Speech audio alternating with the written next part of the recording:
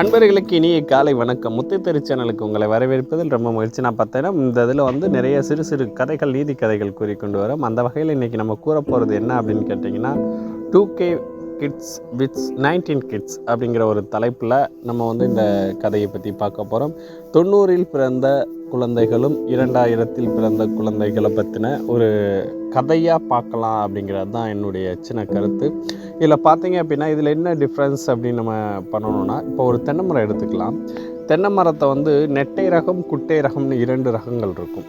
நெட்டை ரகங்கள் நீங்கள் பார்த்தீங்கன்னா நல்லா 60 அடி 70 அடிக்கு அந்த மரம் நல்லா வளர்ந்துருக்கும், நம்ம அண்ணாந்து பார்க்குற அளவுக்கு இருக்கும். அதே மாதிரி பார்த்திங்கன்னா இந்த குட்டை ரக மரங்கள் ரொம்ப குட்டையாக இருக்கும், அதில் இளநீ நிறையவே காய்ச்சிருக்கும். இதில் பார்த்திங்க அப்படின்னா இந்த நெட்டை ரக மரங்கள் 5 வருடத்துக்கு பின்பு தான் காய்க்கும். ஒரு மரம் நட்டு வைத்து அது 5 வருடங்களுக்கு பின்பு தான் காய்க்கும். ஆனால் குட்டை ரக மரங்கள் 3 வருடத்திலே காய்ச்சிரும். இதுக்கும் 19 கிட்ஸுக்கு என்ன சம்மந்தங்கன்னு கேட்குறீங்களா?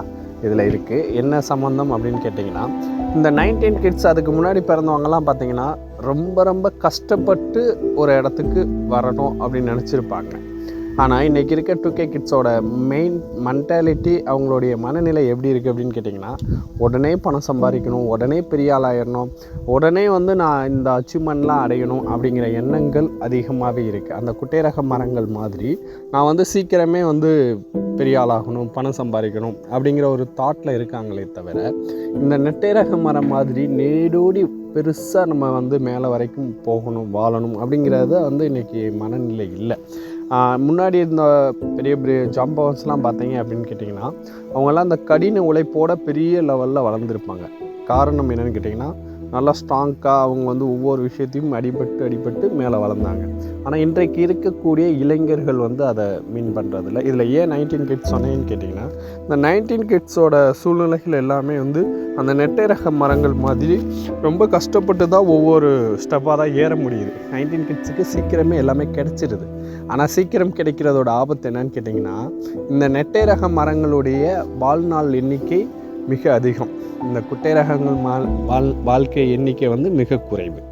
இதனால தான் என்ன சொல்ல வரேன் அப்படின்னு கேட்டிங்கன்னா, நம்ம 2K கிட்ஸாக இருந்தாலும் சரி, 19 கிட்ஸாக இருந்தாலும் சரி, நம்ம கஷ்டப்பட்டு கடின உழைப்போடு நம்ம வாழ்ந்தோன்னா என்றைக்குமே நமக்கான அழிவுகள் மிக மிக குறைவு.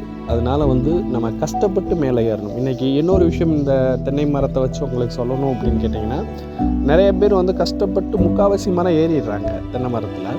ஆனால் ஒரு சில பேர் இந்த சின்ன மரத்தில் இளநீ பிடிங்கிறாங்க. அது வேலையை சொல்கிறேன்.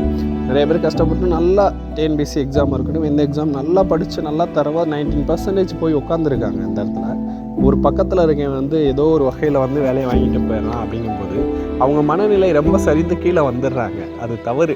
நீங்கள் 19% உங்கள் திறமை நீங்கள் போட்டிங்கன்னா, ஒரு 10% உங்களுடைய திறமையை போட்டிங்கன்னா கண்டிப்பாக ஜெயிக்க முடியும். இதுதான் 19 கிட்ஸ் 2K கிட்ஸ்ன்னு சொன்னதுக்கு ரீசன் அதுதான். ஏன்னா 2K கிட்ஸுக்கிட்ட அந்த பொறுமை இல்லை. அந்த பொறுமையை கடைபிடிச்சிங்கன்னா கண்டிப்பாக வெற்றி பெற முடியும். நன்றி, வணக்கம்.